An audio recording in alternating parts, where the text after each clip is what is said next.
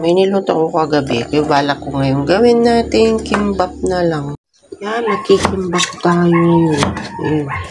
Pagdating ng aking dalaga. Habang ating pinapainit yung carrot, ayan, magpati tayo ng egg. Isa din natin gagawin. Ayan, salin na natin dito. Ayan. Next natin, itlog.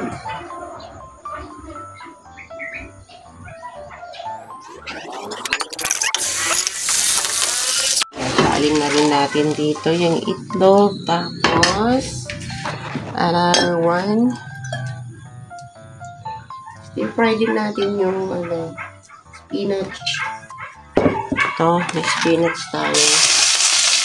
Lagyan natin din ng asin. Spinach. Na to, pwede na tayong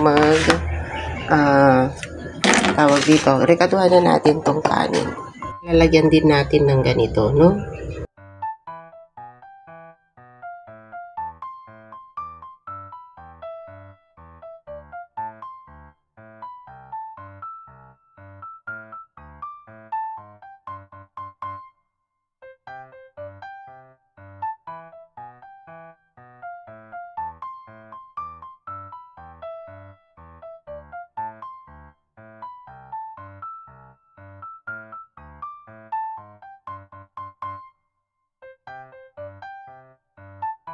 Na nga yung ating So, mga 10 piraso po pero ewan ko kung ilang magagawa natin.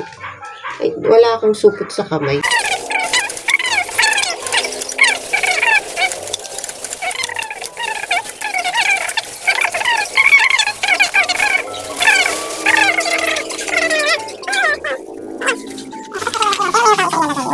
Spinach. Ayan, spinach.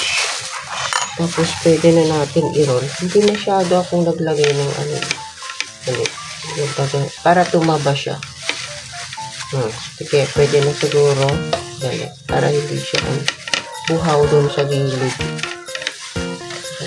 Ayan, sarap ng amoy. Takam na talaga ako. Ayan. Ayan. Taba. Iba itong nabili kong ganito. Yan. Yan na siya. Medyo buhaw siya. Yan ha. Nakagawa na tayo ng isang roll. Next ulit.